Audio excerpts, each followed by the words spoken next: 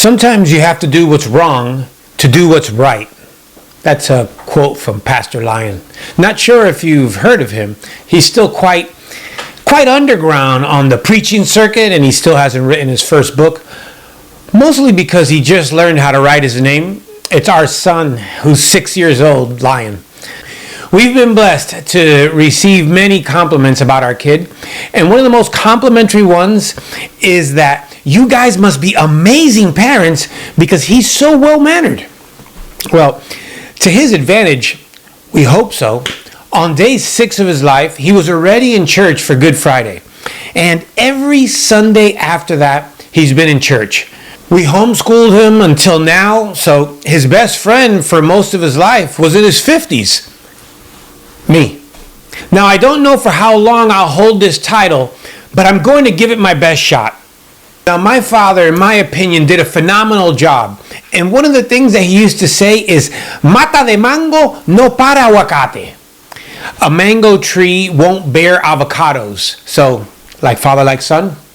I deviated a bit from my father's teachings, but never so far that it came between him and I. Thank God. But it took me into my 40s to own my own faith and to come across this verse. In Matthew 7:16, it says, "You will know them by their fruits." Funny statement if you're not familiar with the context. Also, extremely practical teaching for all to apply immediately. I mean, would you trust the farmer's market known for rotted fruits and vegetables? No. You would go to the place which provides the best produce. You would know them by their fruit. I believe the greatest form of gratitude for someone who has invested in your life is that your life shows them that they did not waste their time on you. Coaches might refer to this as, show me your friends and I'll show you your future. Or, you're the cumulus of the people you surround yourself with. I was once asked in this interview, as a new father, what would you like your son to know that maybe you did not learn soon enough? I said, I hope he believes me sooner than I believed my dad. We all have influence, and it fluctuates in different settings and in different seasons, but we hope that it's most impactful with our family. But ask yourself, what about in your community? What about the people that God has entrusted you to have influence over? If you're a believer, there's this cool call to action. It says, preach the gospel. If necessary, use words. Now, if you're a non-believer, it's okay. The gospel just means good news. So what I'm trying to say here is your greatest message will be how you live your life. So at PSA, we urge you to live it as if you would only provide people with good news.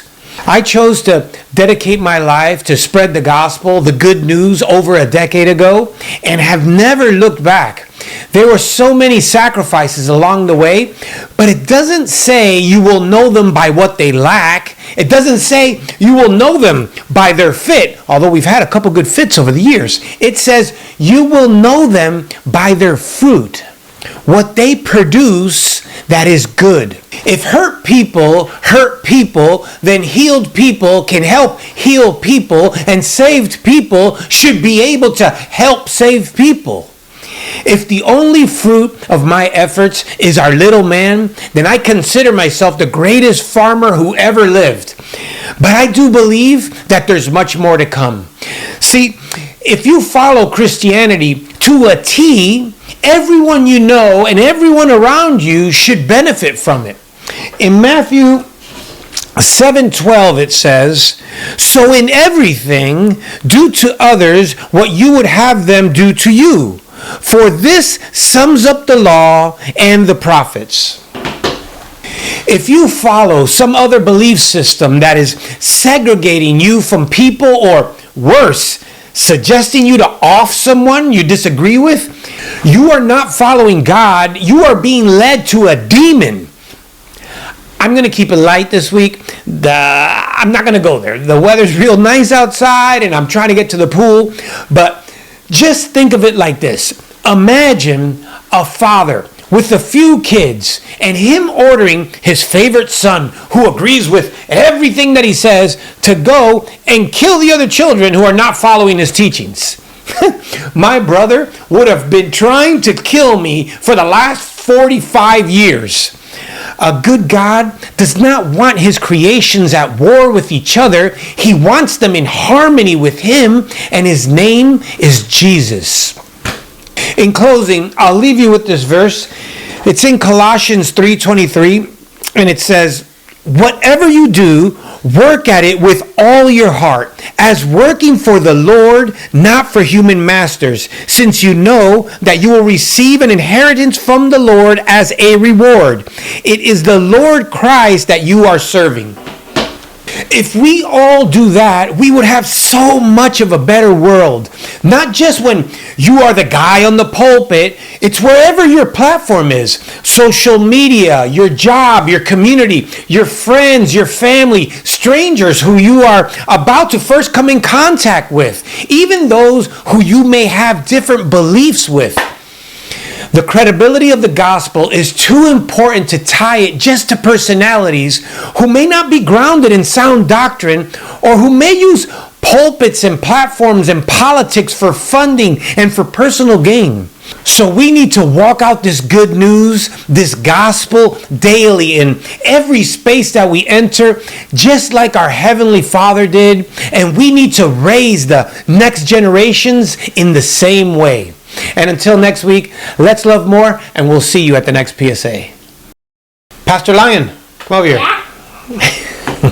Close us out. Thank you for watching our videos over these weeks. Watch one of these right here. And thank you for watching PSA. See you next week. Bye. Bye.